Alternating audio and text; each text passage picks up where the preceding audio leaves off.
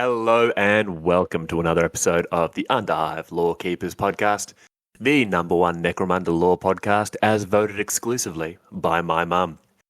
As always, I am Spamuel, and to my right, the miniature mainlining Manvant himself, Nathan. G'day, mate. How are you? The miniature mainlining. Yeah. Listen, M words. I have a bunch of them in a sack. I pull them out. I put them down in front of me like a really bad game of Scrabble. Yeah. Is one of your M words? That is actually next week's M word. So, it's going to be sneak what? preview. The Manvant. No, because that has a T. Oh, I'm sorry. My Manvant. We have a G+ rating, Nathan. Yes, yeah. Oh, I'm just saying. It's like Okay. yum. Anyway, So, get into it. Getting to it.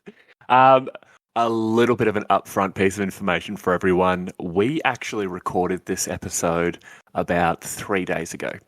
And upon listening to it, hated it because we realized it was a 95-minute rant about me talking about how caryatids were stopping my hobby progression. So we're redoing it. And we will go with the original question from last time. Arcromunda. It's a few days away. Nathan, we all had faith in Nath. Has that faith been misplaced? Well, when this episode goes to air, it will be the night of Arcromunda. The night of the first day of Arcromunda. That faith has been an investment by all that has paid off, as you will all, I'm sure, see on our Instagram. My gang looks brilliant. Maybe not the best painting, but I think I knocked it out of the park in terms of conversions. Painting is for losers. I tried to slap chop them, but there's a lot more slap, a lot less chop. And just, I didn't realise slap chop required as many tears as I cried. But It's how you thin the paint. Oh, yeah. Right. Yeah. Yes. Yeah. It was supposed to make things easy. It did not. But no, in terms of the conversion, I am absolutely stoked with the way the miniatures turned out. Whatever you may think about it, watching this gang of yours be put together and just the sheer level of conversion you've put into it, they look sick. There's ones we chucked up on Instagram the other week, and obviously, as you and I have been sending photos to each other of our gangs and our progress and that, your gang looks sick. But we're going to talk about gangs in a minute. What have you been up to, sir? I'm avoiding that because we're going to talk about that later on. What we do want to talk about is this episode in particular. Now, Scummers, like I said, we're only a couple of days away from Arcromunda, and literally right before I press record here, I base coded my last miniature. So I've got some work to do. So we're going to make this episode 3 days. Yeah, 3 days. 72 hours, mate. Knock it out of the park. I have to work and sleep, and apparently my children love attention. I don't know. I don't get it. But between now and then, we are going to be pretty heavy on work outside of this exact episode. So this one here is going to be a little bit more about personal lore for the gangs that Nathan and I are taking to Arcromunda, and just how we're using our personal perceptions on Necromunda and how we want our gangs to sort of operate within the lore we know and understand, but also the stuff we're creating as we go by. That's really what the bulk of the episode is going to be. This first part, we are going to talk about a couple of plans we have for the next couple of months regarding the podcast, as well as a sort of a little bit of community information after that. Nath, anything you want to add to this so far? No, that's a pretty good outline. I think, I guess the stresses of getting to a tournament, especially when you have left it late, can just be a little bit demanding. If only there was a way you could take like annual leave days from work and justify it by saying painting miniatures. And still get paid. And still get paid. Yes, exactly. Yeah. Your boss sits there and goes, "Oh, I totally get it." I feel you, bud. I'm throwing together this 10th edition army right now. It's like, hey, thanks, buddy. Yeah, no, I would like to cover off, exactly what we're doing after this Arcromunda episode as well. Yeah. Well, first, I wanted to chat in regards to social media. And everyone who's listening has heard at least once. We've got our Instagram, and please give us a like, give us a follow. It's primarily just us posting up information about the podcast, our competition post, but we want to start getting a lot more of sort of our own personal hobby up there. And we also have a Facebook page for really the simple reason of having a Facebook page. It's a box we kind of had to tick. Yeah, absolutely. It's like everybody has Facebook. We have to have Facebook. Yeah. I think I only use my Facebook for Marketplace and talking about Warhammer. So I'm like, the podcast can have a Facebook, for Marketplace and talking about Warhammer. But one social media we do have, I kind of forgot about this. We have a Patreon. We started it a while back, and I was actually reminded that we have a Patreon when I got this weird message from Patreon saying someone has backed you. And it's a fella by the name of William, but a lot of people probably know him via his work on Instagram with some of the just absolutely sick models he does there as Underhive Dad. So William, firstly, dude, thank you so much. It might not seem like a lot. It's, but it means a lot to us that you've literally just jumped in and been like, yeah, man, these guys are worth my money. Yeah, no, it's great. It's a great feeling, isn't it? Yeah. The rest of you are letting us down. We would like your money also. So subtle. If you want to help us out with the show, it's real easy. It's $2 a month. On average, we do about 2 shows a month. So it's $1 a show, or £1, or £1. I think we want more than £1 though. I'll take rubles. Rubles, dinar. If you have Roman coinage, we will also accept that. Pieces of 8, pieces of 7. We'll take it all. And I think that's the thing. Yeah. It all goes towards the podcast. We want to start doing more competitions, getting some new gear, and anything that we can get is going to be great. So first, William or Billy or Will, thank you so much, dude. It means so much to us. Yeah, the attention and the conversations we're able to have with people via social media has just been brilliant. And I guess Patreon's just another, an avenue for that. But speaking of our social media presence, we also still have our competition running as well, Sam. So yes, we're going to draw that at the next episode, which is 2 weeks from this one. It'll be 2 weeks from the release of this one, so that's looking like the 18th of November. Yeah, so people still get in, still jump on and like the post regarding our Underhive episode. No, it wasn't the extra episode. It was a Hive Life. Hive Life, yes. Yeah. They sometimes all blend together, don't they? Yes. The Hive Life episode, throw us a like. Let us know what gang you want to play. And, follow us on Insta. And then if you win, we'll just send you the box.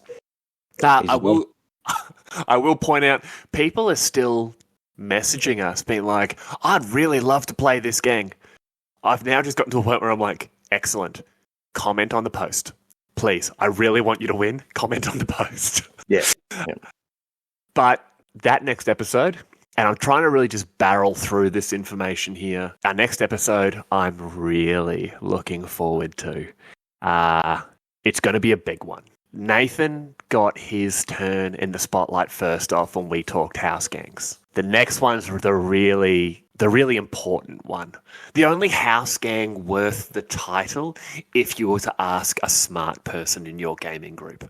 That is the glorious house of Van Sar.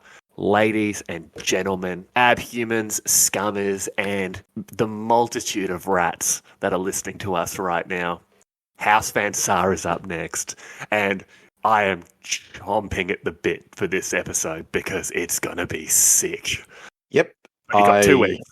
I have the same level of excitement as you regarding Van Sar. It's good. Woo. But after that, due to a mixture of popular demand and very timely releases, Nathan and I were looking at doing the Aranthian Succession. Yeah.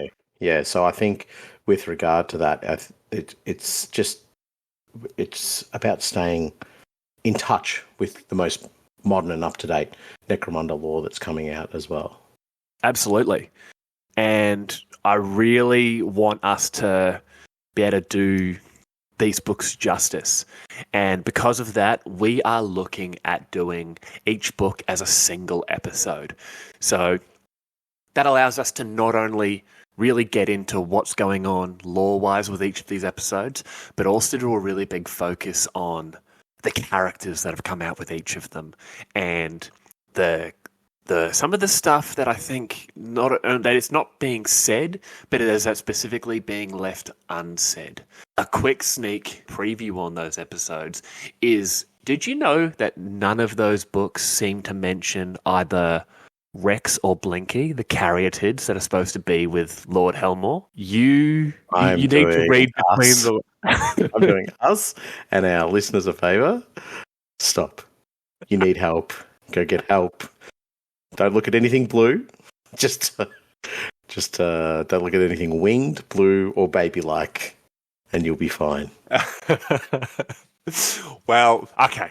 I'll put it back in the box for now, but that's a rant that will be coming. So yeah, our next 4 episodes, we are looking at the Van Sar, and then 3 episodes on the Aranthian Succession. So we're really looking forward to these. These are all going to be big, juicy episodes. So we really hope we do them justice for you all. Yeah, 100%. But I guess we better get into the episode proper. So, all right. This one, as Sam mentioned, this one is a personal episode, really, just talking about the gangs that we've got. So, what we're taking to Arcromunda, and I guess it's sort of very reminiscent of what you and I used to do, just talking about where our gangs originate from, the idea, and the potential modelling or hobby aspect of it in terms of creating and miniatures to hunt down and so forth. So and those little rants of, oh man, do you think it would be financially irresponsible for me to buy this entire kit for this single bit? No, Nathan, you should do it. Yes, you should treat yourself. Yeah. Treat yourself. Well, why don't we start with your gang? It's the one we've had sort of the most conversation about in regards to just modelling and everything like that. So nice and easy. Nath, what is your gang? Like, I know, but what does the audience need to know? Yeah, right. Well, I guess I have mentioned them before. An AdMech Explorator team on Necromunda going through the Scar and basically trying to find archaeotech or ancient tech or anything else that would be, I don't know, a tasty little morsel for the AdMech to then, I guess, use or study for countless decades until they realise it was an old teapot. Necromunda's a perfect place to do it. Yeah, exactly. So the lore is that this Explorator team has gone down to the planet with a small bodyguard of Skitarii, about a half squad, so just five members, and from there the 2IC has found a piece of Aranaean technology from the Aranaeus continuity, and it turns out it's a helm, and the helm itself is actually channeling the lost member who used to wear that helm, whoever has killed it. It's sort of a pseudo spirit stone. Yeah, like the cyberneck. Yes, that's Yes. it. Oh. Exactly that. So it's speaking to him, but it's also trying to learn, and it's looking at these things on its planet that are not quite human, but are human form-like in the form of its gang. And it's going, well, they're efficient and they're effective, but I could do something better. And has started to create its own versions of its helpers and minions to assist it in its task. And throughout this, you have the original Prime who was leading the exploratory fleet works out that, hang on a second, this is not you. This is not my 2IC communicating with me. This is something else, some other entity. And in that process, the 2IC, and I'm not going to use their names because the names I came up with for the gangs, and you'll see them in the Instagram post, just nonsense numbers and letters. There is a code to them, which I will tell people at some stage, but they're just nonsense. It's kind of cool. But it is, they work out that the 2IC is gone off the farm and is creating things, and it's not the original member they brought to the planet. So from there, the 2IC turns on the Prime, and the one Skitari who was his personal bodyguard kills them both, returns back, like slits their throats, they're done, or slits their cables and pulls out their plugs. Crosses the active and neutral. Yes, exactly.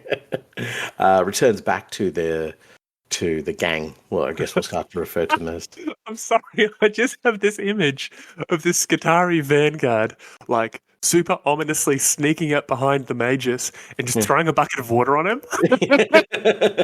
Shorts him out. Just shorts him out. Just gotcha. Yeah. The reset switch doesn't flick. Yeah. No circuit breaker. Just done. Oops. Sorry. Continue. No. You're right. So they return back to the gang. He returns back to the gang and basically says, we're going deeper into the ash wastes to hunt more RNA technology.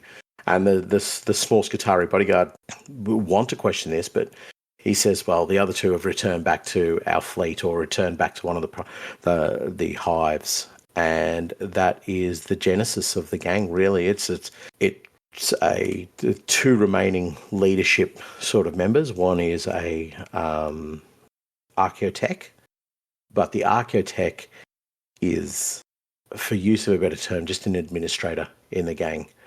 And I think I displayed that quite nicely in the miniature I made for him as well. He just looks like a clerk more than anything else. He's the one I lovingly refer to as Big Boy. Yes, and he is. He's a big lad. He is huge. What was the miniature you used as a base for that? Yeah, the miniature was the tech priest Manipulus, which is big round lad, and it's probably a little oversized for Necromunda, but I think it's pretty obvious that I'm not building this gang to go, do I get the best advantage from cover, or do I have the best combination of weapons on my characters? Cover is for cowards. Yes, exactly. Remember, a real man takes that last round to the face. Exactly, and then explains later on why they were wearing the helmet. I guess, as you say, as I was saying, I'm not building the gang for any particular advantage in terms of the modelling of the miniature or the height or anything. I'm just building it because I'm like, that's a cool looking miniature, and that plays into exactly what I imagine this admin or clerk person of my gang would look like. Yeah, awesome. Well, that's leading us to a really sort of interesting point there. You've talked about it so far that they're Skitari, and in my mind, they're are they the vanguard? Yeah, the sort of more militaristic ones. In my mind, they're these vanguard that have gone in and sort of, as let's be honest, the Ashways suck. And it's obviously not being kind to them. So, like, with that in mind, sort of, how did that affect how you were building your gang or modeling your gang, or like? Well, Yeah, I guess what I was looking at, and I'll mention the first sort of two that really started out the genesis of this gang for me inside my brain, which was the Subtech and the Neotech, and both of those look like, as somebody described them to me, nightmare technology. So stuff that you just do not want to see, and it looks horrendous. It looks so alien and not human, and that was the whole premise of this now Aranaean possessed AdMech member creating something that had drifted so far from humanity that it was still functional. It still had human elements to it, but was so devoid of its original state that you would not be able to call it really human. From there, I wanted to build the rest of the Skitarii bodyguard, and that was four members. So one of them is, and people see each of these miniatures on Instagram, one of them has big radar dish, and he represents the member of the gang who still tries to maintain off-world contact, or contact with their support vehicle if they're far away, searching through scrap or taking on a bunch of nomads. The other member who has the omniscope and a searchlight on his backpack, that's he assists. That's the hunter. He assists in finding the components and the bits of technology and scanning them to see if they're worth salvaging. He's my favourite. Yeah, well, he should be. I guess it's been a good time as any. So the reason I'm not saying the names of the gang members is they actually are all just the initials and dates of birth of like friends of mine. So I'm using that in some sort of weird code. So I'll just say like it could be like J608192 4, you know what I mean? Something like that. And then it's weird. J069142 was my ex-girlfriend's middle name. Yeah, right. Oh, yeah. Great. She sounds like a real charmer. No, she was a genuine toaster. So no long romantic bars together. Yeah, I get it. You're right. No, you good? You got me. Excellent. So yeah, the third member of the crew is what I refer to as the more militant one.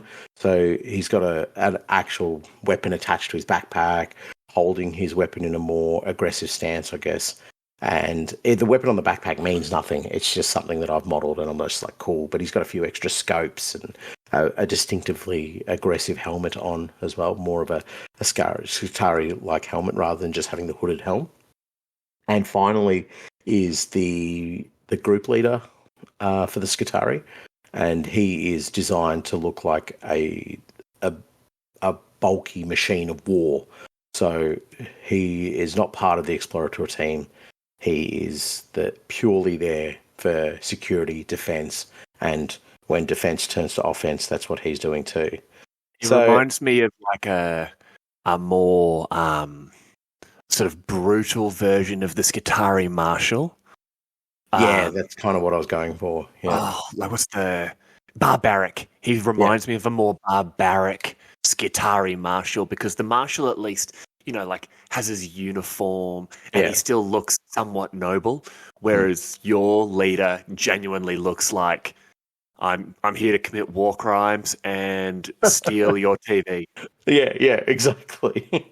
And I think I got the image right for him because I used I guess as good a time to mention it is that I used Ashwaste Nomad bodies in conjunction with AdMech components to give them that real Necromundan look about them.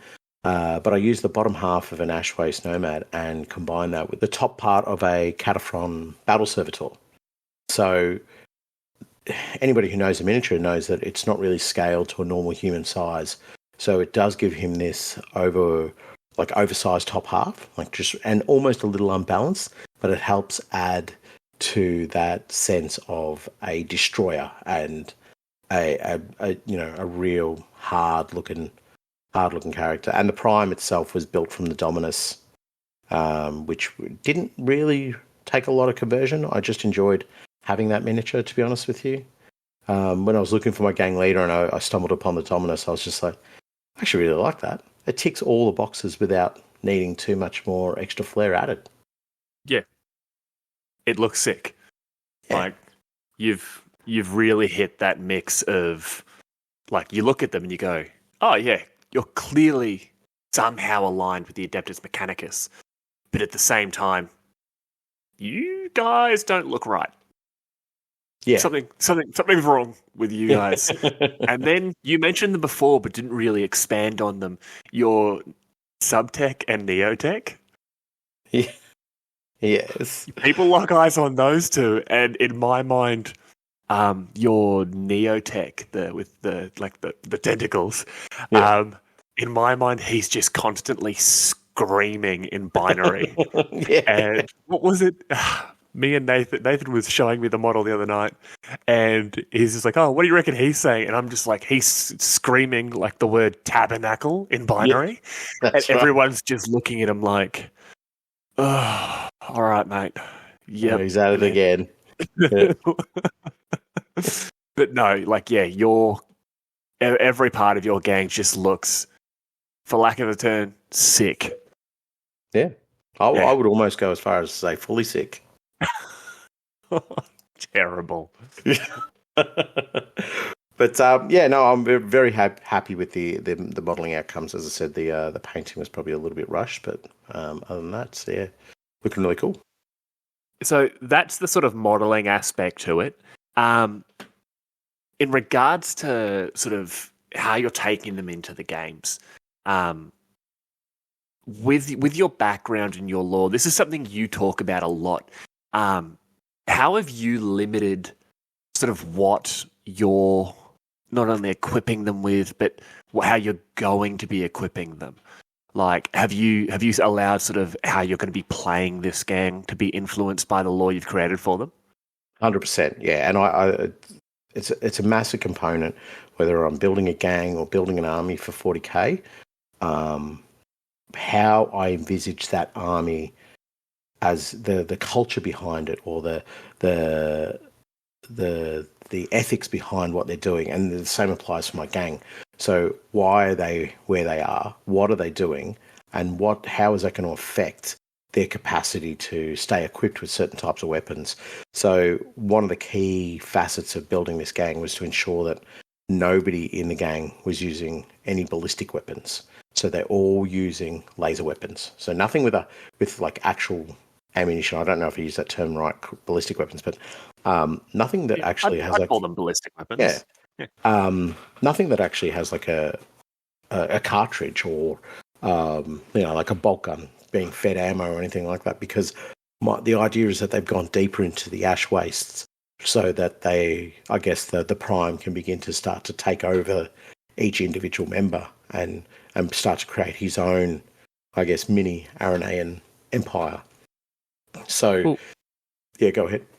Well, I remember when you sort of came up with this gang, I want to say it was a brief 10,000 year history part 2. Yeah. Talking about the Cybernac.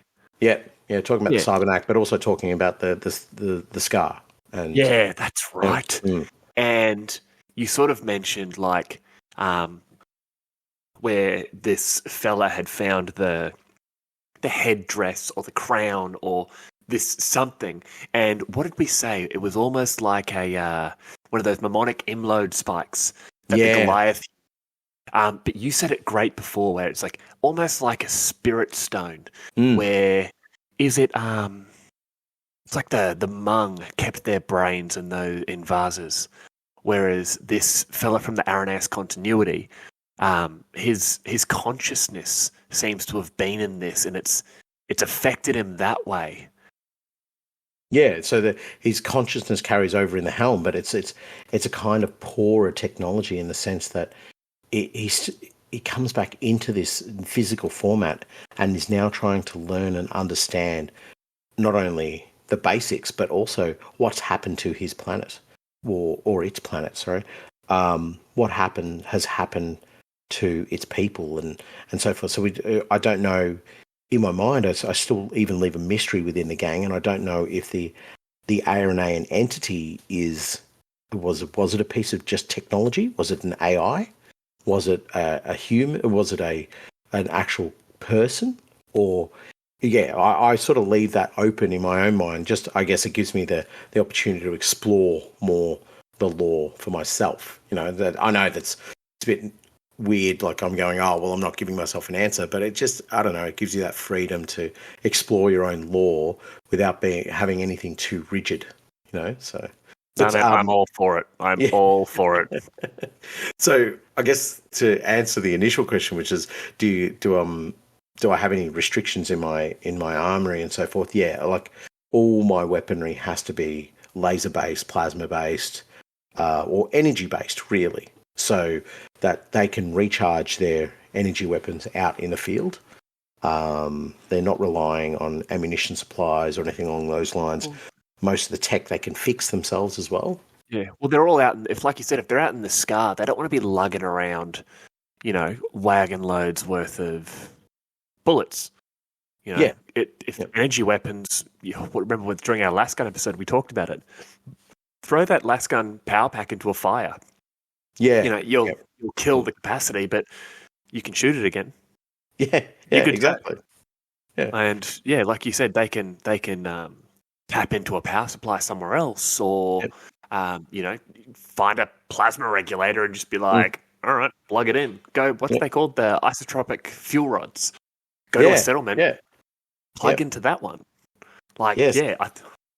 So that's the whole idea, is that they become, I guess, more sufficient out in the field and are capable of going for long periods of time without any contact. And that's all based on a new prime trying to take dominance over this gang, this bodyguard. Yeah. Another thing I forgot to mention with regard to the modelling as well.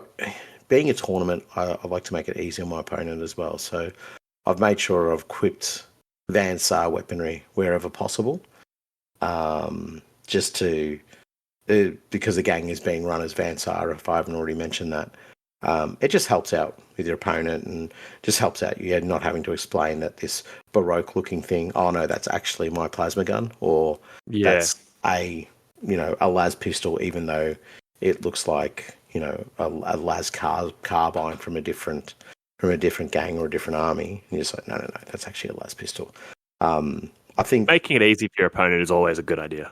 I think so too. Like, I mean, especially when I'm making something that is so very different from everything else that's around it as well. So it just makes it a lot easier.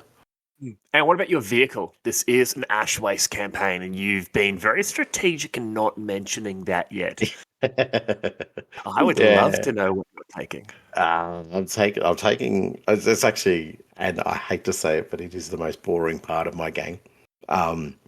Rhinos. It is. Yeah, it's a series of rhinos. Just rhinos, yeah. Just that's completely true to the Admech theme. No, I'm taking a Scorpius, but I guess by the time it's got a mining laser on it actually, which is cool because that again, that hits hard. It hits hard, but also it's more relevant to what they'd be using it for. Like they're going around cutting up bits of metal or just blasting through things so that they can uncover more tech. So this is their big oxy cutter for use of a better term.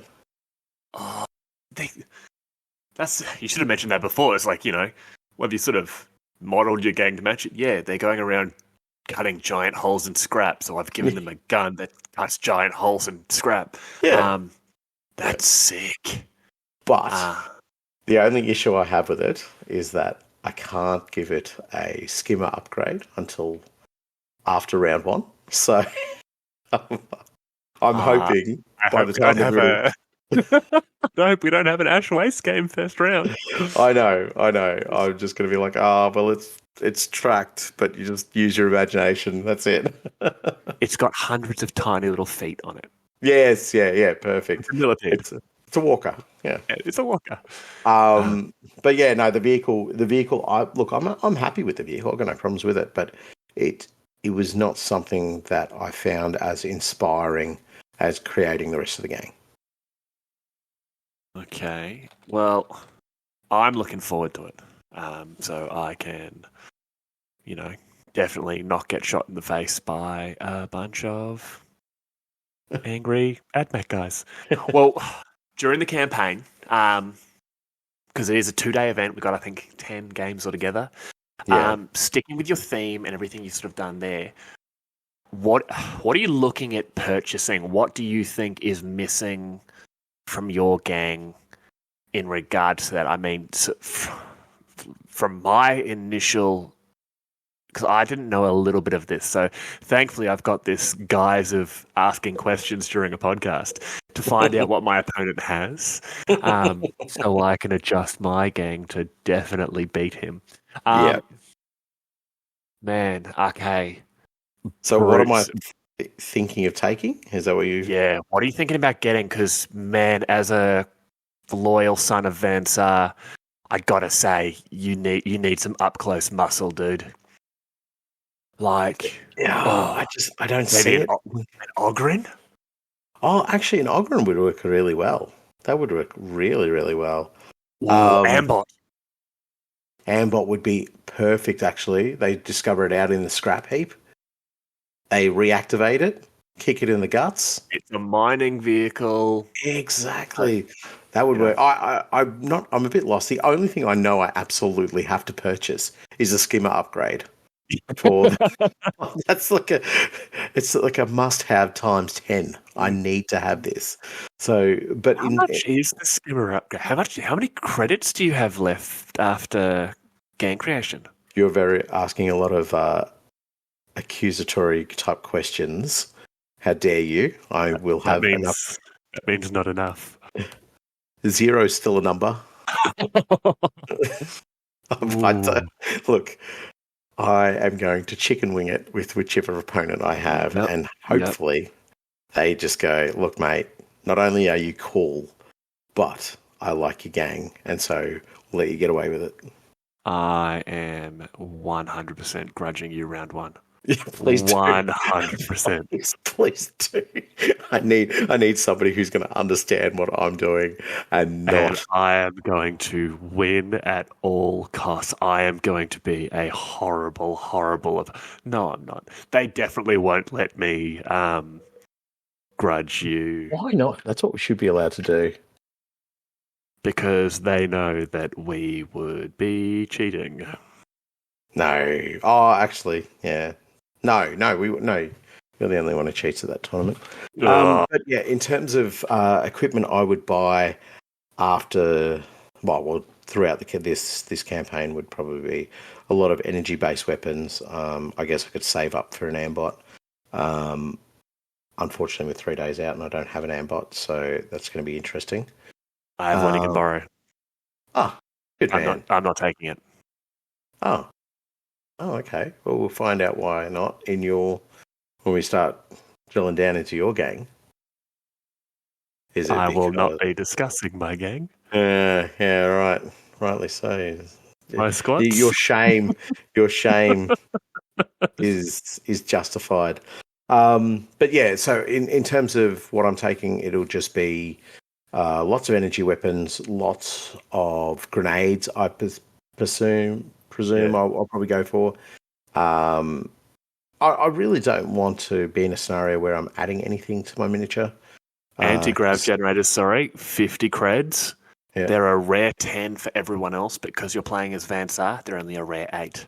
50 creds is doable after one round. Well, you play against me and give me some money. No. Okay, fair enough. So yeah, that's if you're asking what I'm buying, that is 100% the primary thing. And now that you've put it in my head, probably an ambot. I'll just save up the coins to get an ambot because I don't really want to say that this particular character's now got a combi plasma or something along those lines. I don't want to do that. I like the idea of what you see on my models is what you get. And you want to throw an ambot at people. Yeah, they're cool. They can just amble over at them. Get out. That's twice. That is twice. Yeah. All right. Well, your gang looks sick, and I know you've started painting them. And I'm looking forward to seeing them because inevitably, I think, I hope we end up playing each other. Imagine we will. It's going to be fun. I think it's 20-something people playing at the event. Yeah, and right. It's 10 rounds, so that's like more than likely 50-50. Yeah, true. Yeah. Speaking of you at the event, are you ready to do it? I am. All right, I am. So, Scummers, this may shock you, but I started a new gang.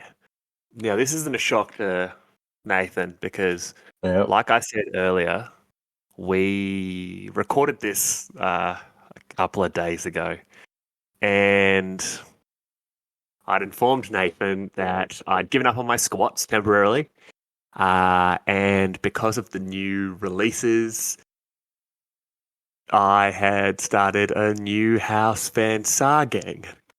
Yep. That the was only thing I respect about this, Sam, is that you gave up on the squats. But yeah, continue. That was, what did we record? Like 3 days ago? Yep. 3 days ago. So 2 days ago, I started a new gang. I'm not kidding.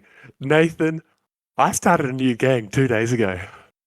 And so let me just start off then. What's the law behind your gang? Is it masochism, or is that where you punish yourself? I want to talk to you about bullying, Nathan. Remember William, Underhive dad, that I mentioned earlier? Yep. He bullies me a lot. Well, I like him even more so now. There's two fellas on the Some City Radio Discord that seem to enjoy bullying me. And the first, obviously, being Underhive Dad. He loves it. The second is a fella who on Instagram goes by Bad Wolf Miniatures. They're bullying me into starting an Enforcers gang. Yeah. Nathan. Yes. Nathan can see me on camera. Here is my Enforcers gang. Are you insane? No, I'm not. I started an Enforcers gang 2 days ago. No, you didn't. Yes, I did. Didn't you have... No, you showed me silly guys on skyboards and stuff. Oh, I know. They are over there. I literally started these the day after we recorded. Oh my God. You are bonkers. So, I'm taking an Enforcer gang. Nathan. No. Whoa. Okay, so I never had faith that you do your squats, but you know, I didn't want to tell you in the moment, so I can tell you now. But then you said you were doing your Dirty Van Sar. And I literally built an entire Van Sar gang. Yep. As a splinter gang of my original Van Sar gang. Yeah. And then I was looking for something, and I'm like, oh man, there's a bunch of Enforcers. So I painted, I finished building and painted a whole Enforcer gang. And look, that last miniature I was painting, it's another Enforcer. Can you show me one of the Van Sar on one of those flying things? These ones? So they do exist? Okay. They do exist, yes. You weren't imagining that. But Nathan, we haven't even got to the best part. Is it, go on. Not only are they painted, right? Mm-hmm. They're painted. Ask me what the name of the gang is. Oh, Jesus. What's the name of the gang, Samuel? They're the Lorekeepers. Yes! This is the best gang at Arcromunda. They're the Lorekeepers. You've actually lost. I literally started this gang to make that pun. I don't care what happens at this event. I win. I'm like... there's a lot of stuff that's scripted in podcasts and so forth. I can hand on my heart my reaction is not scripted right now. I honestly thought you showed me those Vansar things. No, I was literally painting them, and I was looking for something, and I'm digging through my minis and that, and I was going through some of my bits, and I'm just like, man, I have a lot of enforcers. I have like 60 enforcers. I have no idea why I have so many enforcers. And then I'm opening another box, and I'm like, oh man, look, here's two more. Here's two more enforcers. Like I started painting them, and I'm like, okay. And I've gone a lot of contrast paints. And why did people not tell me that contrast paints make things so easy? Yeah, and then I'm just like, I think people have told you that, but people definitely have. I'm just ignorant, and and I'm looking at it, and I'm just like, and I actually thought Lorekeepers, that would be really funny. And then after I stopped crying with laughter, it was about 15 minutes. I was just like, you know what would be hilarious? If I just showed up with an enforcer gang and just to see your expression, because you were so disappointed when I stopped doing my squats. And I'm just like, this would really annoy him. I'm going to do this. I mean, I can't believe you've done it. Yeah. You were doing Vansar. Like, yeah, you can. That was 2 days ago. It was 2 days ago. I've painted this whole gang. It's not many. There's like 6 of them. 7 of them. Which one's your most favourite? Definitely this guy here with the heavy stubber. So that's me. Cool. So what was the lore behind my gang? Let's get back to it. What was the they're the Lorekeepers. So with all the stuff that's going on with my gang is really based towards the Arantian succession. Yep. And not wanting to go too much into it, because obviously we're going into the Arantian succession. The enforcers cause a lot of mistakes during the succession, and in a lot of places they're actually forced all the way back into their precinct houses. And it talks about during the succession that certain squads or precincts that were totally cut off. So the idea behind my gang is they're a bad zone enforcer company, and their precinct house was basically just maimed, killed, and burned by Chaos Cultists when they basically rose up out of the Sump Sea. They destroyed Sump City, which we know, and the particular precinct house that the majority, like the core of my gang comes from, was destroyed by cultists. And the leader has basically said to the crew around her, all right, grab whatever you can. We are out of here. And they're making their way sort of out of the sump and trying to get out of Primus. Yeah, okay. So on their way, the communications officer is basically putting out the call. Anyone who can hear us, if you're an enforcer, we are heading here. We are going to this outpost. And so a bunch of the enforcers are going to be quite clearly from sort of like different groups, whether it be variations in uniform, equipment, just a sort of broad scope of enforcers of different kinds. One of my enforcers is a squat, so he's a squat forcer. So technically I am taking squat to Arcromunda. Just pause it. Just pause it for a second. I'm so disappointed in you. Like, not only for the squat forcer or whatever you called it, I can't even remember. I put it out of my head, and that you still managed to take stunty weirdos to this event. So people know in my Vansar gang that I made, instead of doing my squats, I also had a squat on a what are the grav cutters. And he was my neo squat. So basically, this is once again just something to really annoy Nathan. Yeah. So great work. As these sort of mishmash enforcers have made their way out, they've gotten to one of the gates that leads to the ash wastes, and have basically said, we know there is a precinct outside of Primus where we can fall back to, and that's where they're heading. They waylaid the first convoy they can get their hands on.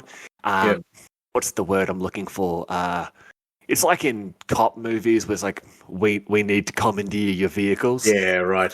They commandeered the nearest vehicles by 2 stub rounds to the back of the head, and basically said condottieri, which is a type of Italian mercenary leader. She's the leader of my enforcers. Oh, that's cool. That's really cool. She's basically said, listen, I'm out of this hive. I want to go take, our particular type of law and order to some of the smaller settlements. I like to think of it as law and order made to order.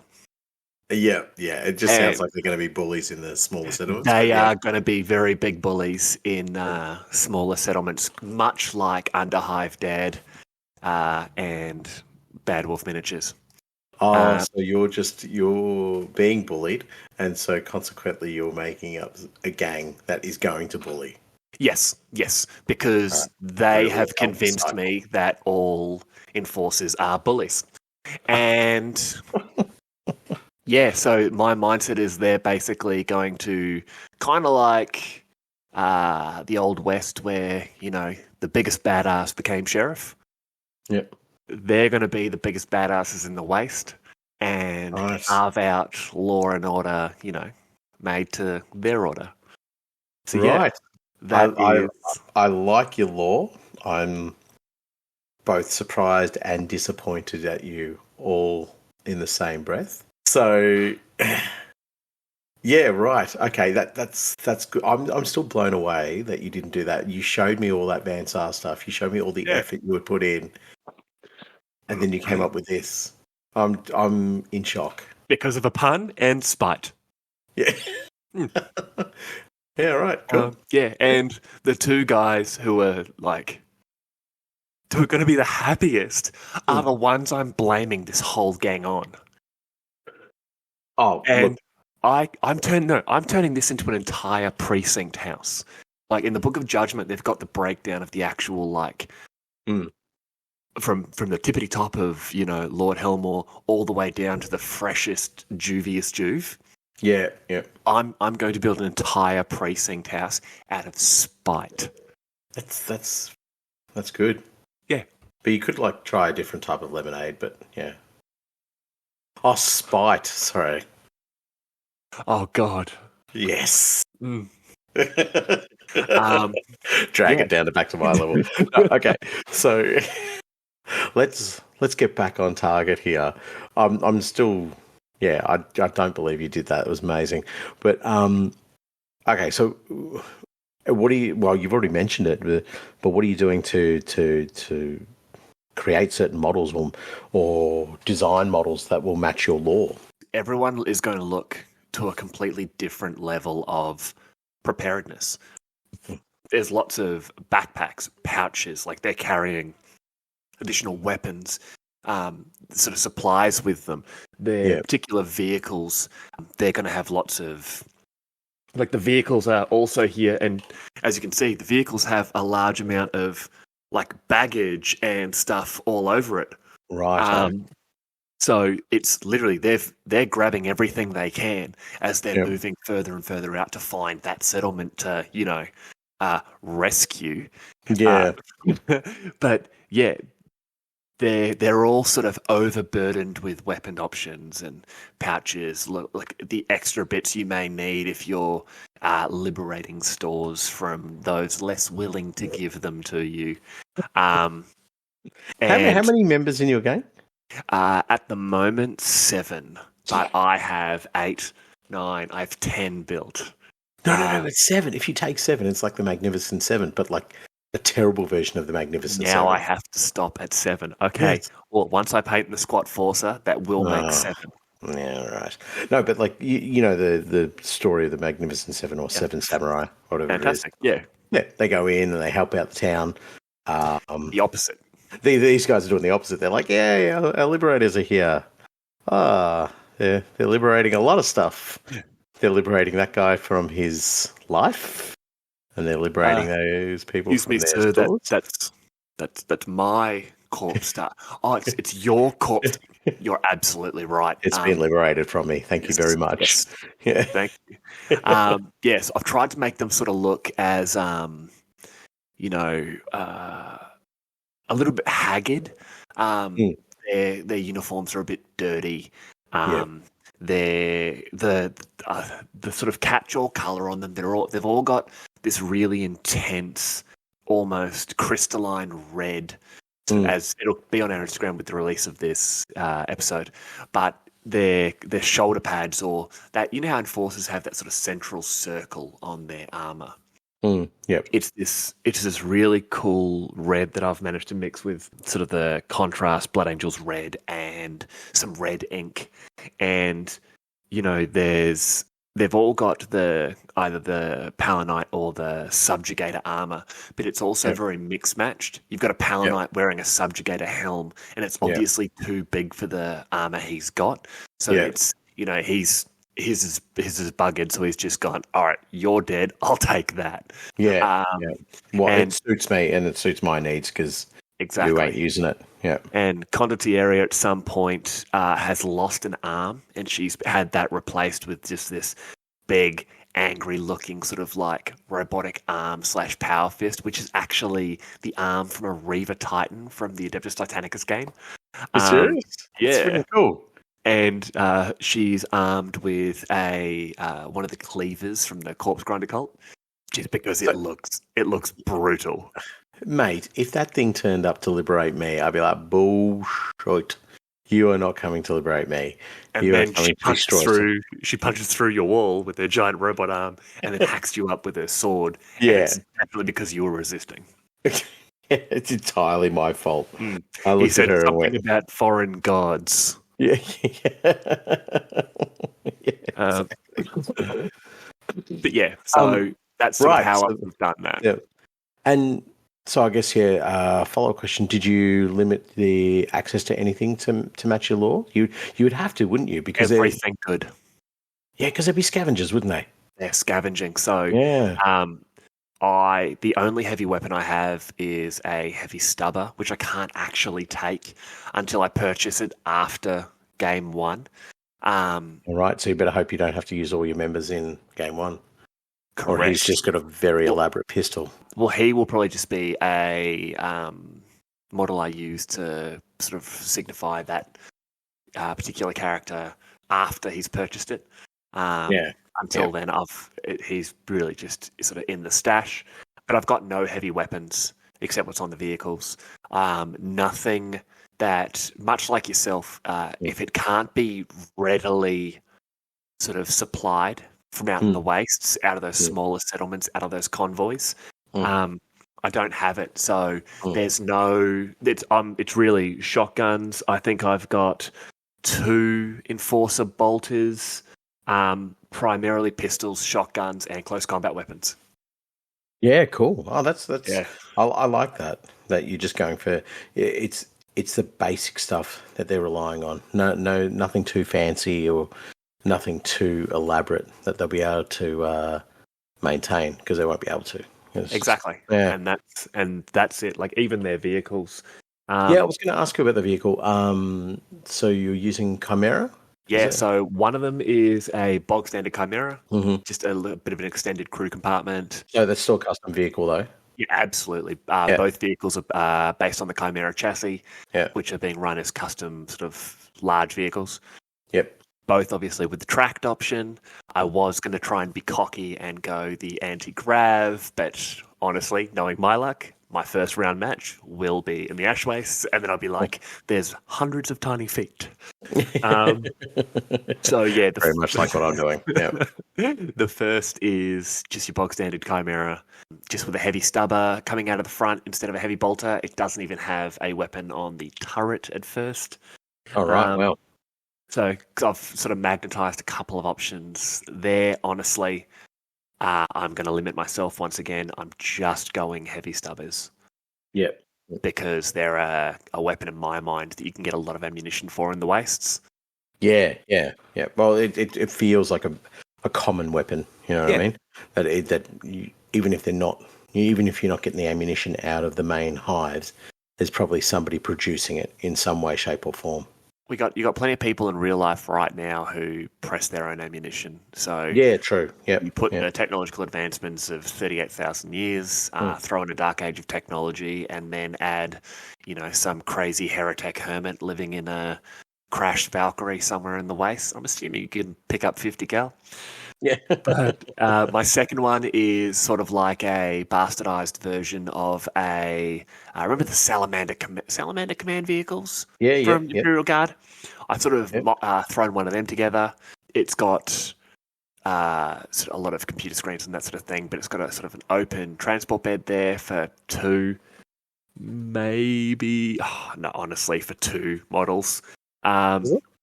Yeah, like I'll be able to get two models. Yeah, two. Yeah, you're not getting more than that in there. Yeah, but that's got a lot of sort of. It's got fuel tanks tied onto it, some bed rolls, a bunch of like boxes of ammunition all strapped down, and yeah. So in my mind, that's just sort of them going, we've taken out this convoy, or we've found this wreck, and we've thrown that in on with our supplies, and that'd probably be for Condottieri and maybe one of her sergeants in there, one of her sort of confidants. Everyone else is in the back of the Chimera, basically just, schlepping it along. Yeah. So did your whole gang fit in the vehicles? Technically. Right. I can't really do that until after game one, where I can buy a crew compartment.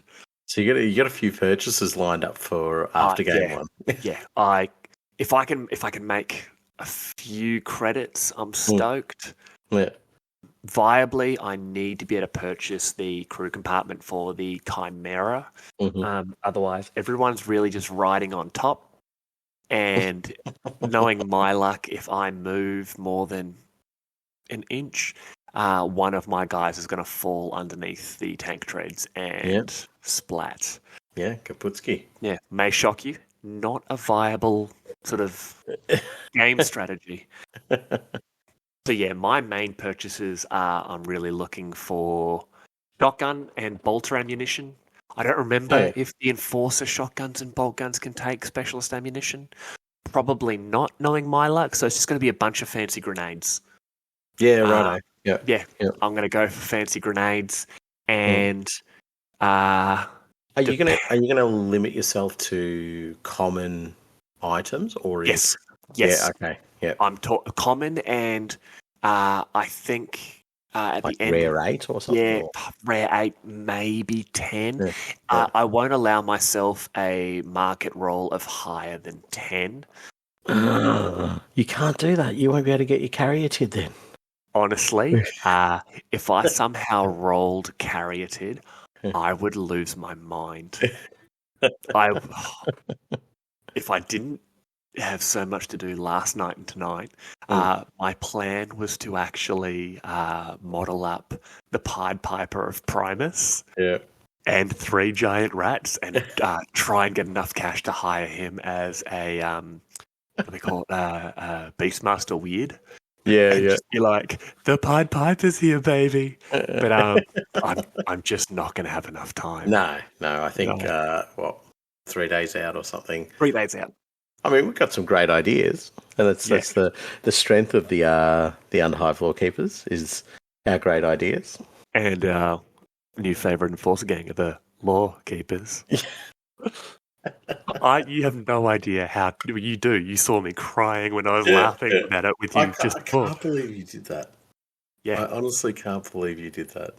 Honestly, man, I have to thank Contrast Paints and Spite. All right, Contrast Paints and Spite. Yes, right. But also peer pressure / bullying. That's come from 2 dudes who I genuinely love and appreciate their just solid enthusiasm, because they're just like, nah, man, just start an Enforcer gang. I'm like, boys, I'm not starting an Enforcer gang. And now I know they're going to listen to this episode and be like, you liar. Yeah. You're a liar, Spamuel. So contrast paints work. Big tick. Oh, man. Huge. Like, And it because my first couple of times I tried them, I'm just like, contrast, just slap that baby on. Just completely forgetting that they invented contrast medium. Like, yeah, right. Yeah. Oh, gold. Okay. And it's just like, as you can see, our listeners can't see. This is really just a conversation between me and Nathan now. You guys are just here for the ride. Like, it's black armor. And Is that with contrast straight over that white? is contrast straight over Wow. the white spray. It was like a 3-2 contrast medium ratio. Yeah. And just single coat, boom. It's just self-highlighting. And I'm like, I'm still gonna like dry brush because you have to dry brush. But wouldn't feel right, would it? No, 99.9% of the work is done for me. That's incredible. Wow. Yeah, I'm stoked. And viably, so we'll finish recording this, and it's now way too late. I'm not painting tonight. Tomorrow night, I'll knock out. I got all the painting you've seen. Once again, audience, you can't see, but Nathan can. Enjoy the ride. Yeah. Just enjoy the ride. Just stare at the Instagram post. Yeah. All the painting I got done here for those 1, 2, 3, 4, 5, 6 minis there that I showed you before. Yeah. Took me an hour and a half. Are you serious? Hour and a half. Wow. That's crazy. Hour and a half. Yeah. I was listening to just a couple episodes. I think I went through a couple episodes of Rick and Morty, just in the background, and I was just painting, and it's worked so well. Yeah, no, they look really good. The vehicles look really good too. Yeah, yeah, the vehicles are much easier. Wow. Okay, that's spray, salt, hairspray, spray, chip. That's basically it. But yeah, so I am taking enforcers, and I don't know how to play enforcers. All I know is if someone dies, I get a free rookie who has just terrible gear and terrible stats, but I don't have to buy a replacement. I just get the guy. Yeah, righto. Okay. Winning. Yeah, no, that's actually winning. It's like it's recycling. Exactly what's happening. So I guess within the lore of your gang, that new rookie would be just one of the local townsfolk who's just been told, "You're now part of us." Your town owes us, much like the Imperial tithe. You owe a Lorekeeper tithe, and you guys, we need some ammunition, we need some food, we need some Prometheum for the vehicles, and we need her to strap on this armor and him to strap on this armor because we lost 2 officers and you 2 work for us now. Yeah, right. And that's cool. Because this event you can't take bad zone enforcers, just standard enforcers. I'll probably end up running them depending on how the new Taurus Venator vehicle, whether it can be applied to bad zone enforcers as well. Because then, I'll be able to model the Underhive scum that the bad zone enforcers get as their rookies. Yeah. As real sort of like, this hodgepodge mishmash of civilians who've literally been press ganged into duty. Yeah. They would look really good, actually. Yeah. I've sort of pushed out past where the question sort of went. Yeah, that's what I'm aiming at purchasing during Arcromunda. So your purchasing options are unwilling recruits. Yes. Yes. All right. Yeah. Cool. Basically, the law enforcement version of prisoners with jobs. Yeah, I was just about to say. Yeah. Wow. Okay. Well, that's awesome, and I can't wait to take you on actually at the tournament, which I'm assuming it's going to happen inevitably as admin. Yeah. Well, you're searching for tech, and I'm like, I want that guy's laser gun. Yep. Not on my town. Not in my town. You're not searching for no tech. There's a wild snake in my boot. I don't know what that accent was. No, neither do I. Yeah, my one was pretty bad too. Yeah.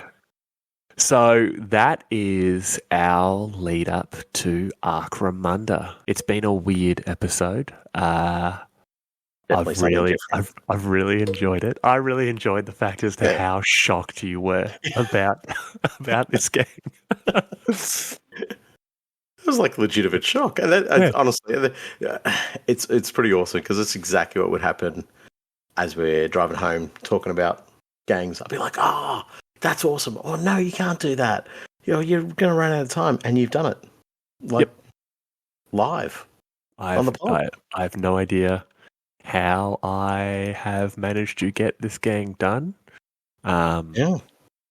It's a man with drive, vision, and focus.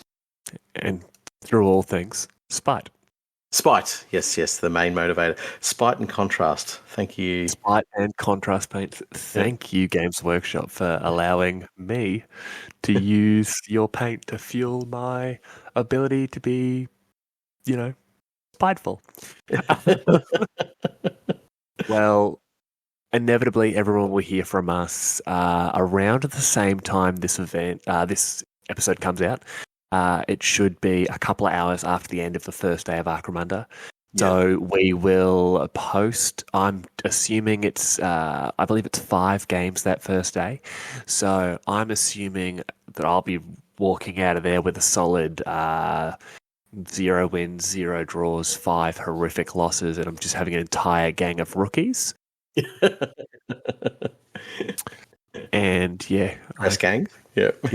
Just they're all just sitting there like, wait, who's in charge now? I think I am. Well, all right. You're the most senior rookie. You get to wear the Reaver Power Fist. I think it'll be a good event. Last year's was going to be a hell of a lot of fun.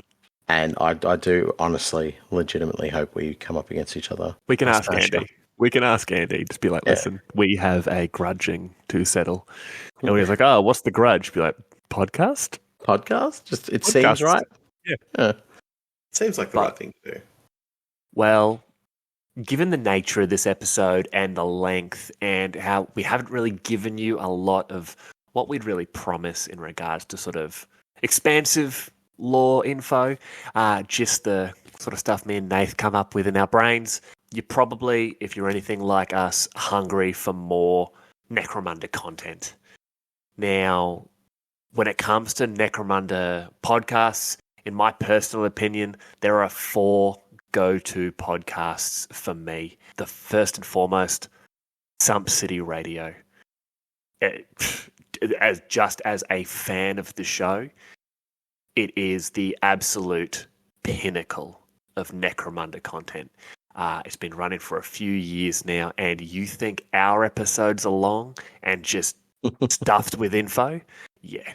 If you haven't heard Sump City Radio, you ain't heard nothing yet.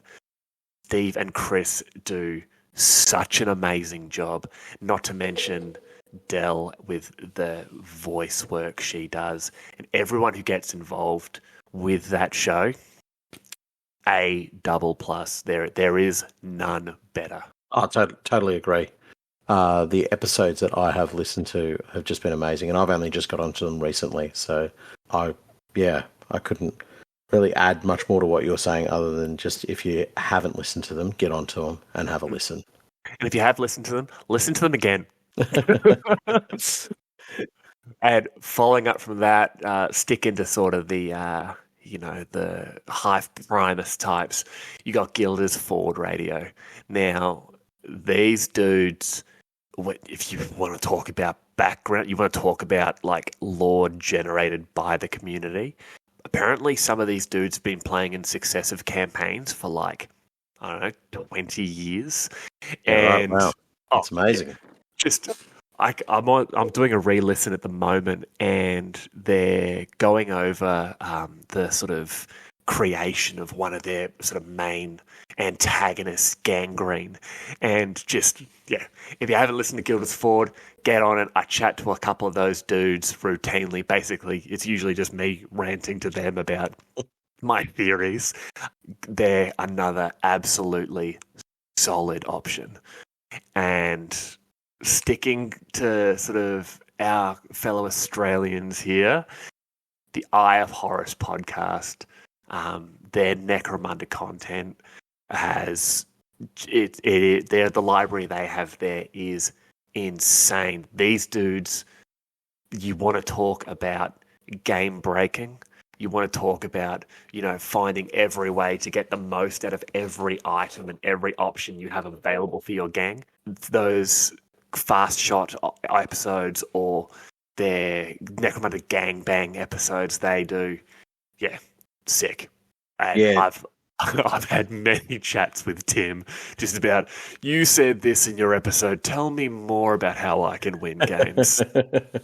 Definitely, and as I said, I've mentioned multiple times, it's not really my forte to go down that pathway, but you can't help but be impressed by their knowledge and their I guess use of that knowledge to get the utmost out of whatever item, weapon, skill that they're applying it to. It is quite impressive to listen to. And the last one I want to mention here is really a podcast that hits me in the mindset of I want to run campaigns, I want to run events, and as far as I'm concerned, probably the dudes putting the most into teaching people how to get the most out of Necromunda from an arbitration point of view is Necro Macho Entertainment. And we've mentioned them a couple of times. Once again, two dudes I chat to a fair amount. In fact, I'm going to save some of this for our Van Saar episode. Roy points out a lot of the mistakes you do, my dude. And he's got a couple of juicy ones for me from Hive Life that I need to bring up with you on our next episode. I don't make mistakes. I just give opportunities for community interaction. I mean, what was Mordheim again? City of the Dead? City of the Damned? I said City of the Damned multiple times. I don't know what you're talking about. Okay. Anything else is a falsehood. The mispronouncing Manvant. So if for some reason you listen to us and you haven't listened to these 4 podcasts, get out there, give it a shot. These dudes are sort of all in all 100% of my sort of monthly, fortnightly, weekly podcast listens, re-listens. I've probably listened to every episode of all 4 of these podcasts 10 times. Genuinely, I have a lot of driving with my work, and so being able to throw on just ongoing playlists of Necromunda suits me perfectly. So if someone has another recommendation for a Necromunda podcast, please reach out to us, underhivelorekeepers@gmail.com, or hit us up on Instagram or the Facebook page or whatever. Get a hold of me, make the recommendation. Any Necromunda content is good content. Nathan, anything you want to throw in there before we sign off here, mate? No, I'll just say that, the time would have already passed by the time this episode goes up, but good luck with the tournament. Hope you enjoy it. Hope you don't stay up too late the night before, getting some last-minute painting done. So I'm real close to once I start getting some colour on the old squat forcey here. Yeah, I'm happy with that, yep. It's better than in Squatter. Once I get some colour on him, and once I get their bases done, I might even have time to make that Pied Piper of Primus. Pied Piper of Primus. A lot of P's. I'm an M guy. 5 times fast. I can't say it one time. Moderately paced. But no. I reckon we're going to have a hell of a lot of fun, mate. And maybe Best Martin get Best Sports. Going for that 3-peat. Just it's so people are aware. And I'm assuming I'm going to get full sports points for all my games on day 1, as it will be my birthday. Oh, will be too, won't it? I'm expecting a couple of bonus points there. You're just going for charity. Okay, cool. I get it. Yeah, no, good stuff. Charity's what got me my last 2 best sports. Oh, don't. People Charity and apparently cheap. Yeah, apparently. It's not apparently, but anyway. Yes. No, anyway, Yeah, can't wait to hopefully play a game against you there, and yeah, and I'll probably win, but that's okay. I'll still give you a good sports score. Well, I'm going to scull you if we play. Scummers, thank you so much for listening. And we're not going to end this one on a quote, just a recommendation. Get out there, listen to some of these other podcasts if you haven't. I can't imagine you haven't heard of them if you've heard of us. But give it a shot, give it a listen, give it a like, give it a follow, and we'll catch you next time. Thanks. And that was our latest episode of the Underhive Lorekeepers podcast. I am Spamuel on behalf of the Lorekeeper team. Thank you for listening. Please follow us on our social media pages available in the show notes, and don't forget to follow and review us on your preferred podcast platform.